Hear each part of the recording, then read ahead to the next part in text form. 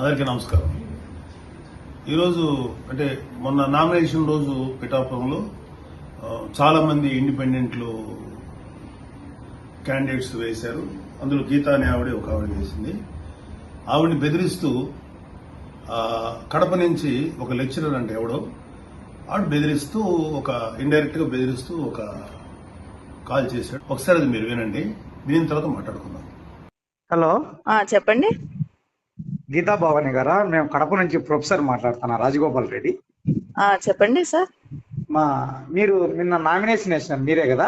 అవునండి. అవునా? కాదమ్మా, ఒకటి గుర్తు పెట్టుకో, ఎవరైనా సరే పవన్ కళ్యాణ్ మాటలు విని నష్టపోకూడదు. ఎవరు బాగా పనిచేస్తారో, ఇప్పుడు వంగా గీత గారు ఎవరే అండి, ఈ కాలంలో టెక్నాలజీ పెరిగిపోయింది. మేము జనసేన వేసామని ఎవరు చెప్పారండి? మేము జనసేన కాదు, జనసేన కాదు, ఇండిపెండెంట్ గానే నేను అనింది. అంటే ప్రజాస్వామ్యంలో ఎవరికైనా వేసే హక్కు ఉందిలేండి, కానీ అట్లా కాదు. మరి మీ లాయరు అతని లాయరు ఒకే రకంగా ఉన్నా ఒకేరే కదమ్మా? ఏమో తెలియదండి, అవి నాకు తెలీదు. ఏం కాదు. మీరు కడప నుంచి నాకు ఫోన్ చేశారు ఎందుకండి? అట్లా మేము నగ్గుతాము నగ్గపోవడం తర్వాత విషయం. మీరు అలా ఫోన్ చేయకూడదు కదా.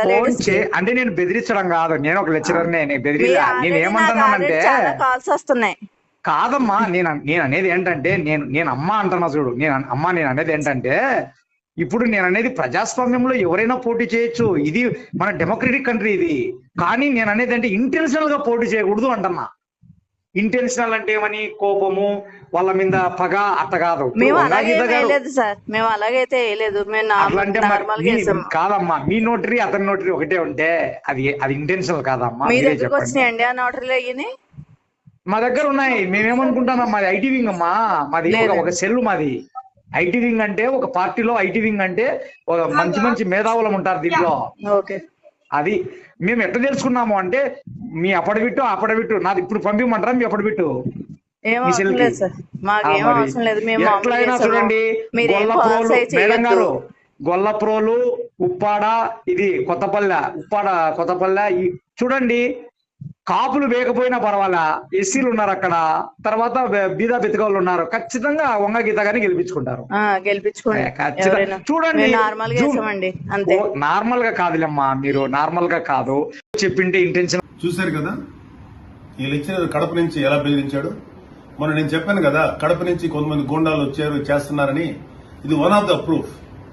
అంటే ఒక ఇండిపెండెంట్ గా ఒక ఉమెన్ పిఠాపురంలో పోటీ చేయకూడదా? వాళ్ళు మాకు కూడా పోటీయే కదా వాళ్ళు. అంటే గీత అనే పేరు ఉన్న వాళ్ళు ఎవరు పోటీ చేయకూడదా? అలాంటప్పుడు మా జనసేన క్యాండిడేట్స్ ఎంతమంది తోటి డమ్మీ నేమ్స్ తోటి చేయించారు, ఎంతమంది తోటి మీరు పేరు చోట్ల వేయించారు? మీలాంటి నీచమైన పనులు మేము చేయలేదే. It is so accidental that somebody in the name of Geetha candidate గా ఆవిడ చేసుకుంది. దానికి మీరు బెదిరిస్తారా? చూడండి, చేయండి. మీరు వచ్చి ఏం చేస్తారో చేయండి, మీ సంగతి మేము చూస్తాం. మీరు అనుకుంటున్నారేమో మీరు ఓడిపోయే దశలో ఉన్నారు. మీరు చాలా చాలా చాలా ఎక్కువగా చేస్తున్నారు. మీరు ఎక్కడ కడప కాదు కదా, మీరు దావత్ ఇబ్రహీం దగ్గర వచ్చినా సరే మిమ్మల్ని ఎదుర్కొంటాం. ఏమనుకుంటున్నారు మీరు? అంత చేతులు కట్టుకుని కూర్చోని అనుకున్నారా? పిఠాపురంలో ఎవడి మీద చెయ్యి పడిందంటే చెప్తున్నాను, గుర్తుపెట్టుకోండి. ఏమాత్రం బెదిరించినా సరే మీకు మామూలు లెసన్స్ దొరకవు చెప్తున్నాం భవిష్యత్తులో. Be careful. మీ తాత జాగీర్ అయితే ఆంధ్రప్రదేశ్. ఏమనుకున్నారు మీరు? మీ దగ్గరే ఫైట్ చేసే కెపాసిటీ మీకు. రే పోలీసు బిడ్డలరా మేము, ఓ పోలీసుకి పుట్టాం మేము. మాకు తెలుసు మీకు ఎలా ఫైట్ చేయాలో. మీకు ఇంకా అడ్డగోలుగా ఫైట్ చేయడం తెలుసు, మాకు కన్స్ట్రక్టివ్ గా ఫైట్ చేయడం తెలుసు. పిచ్చ విషయాలు వేయకండి. Be careful. ఇంకొకసారి ఇలాంటి బెదిరింపు చేస్తే మాత్రం పరిస్థితులు ఇంకా తీవ్రంగా ఉంటాయి. Be careful.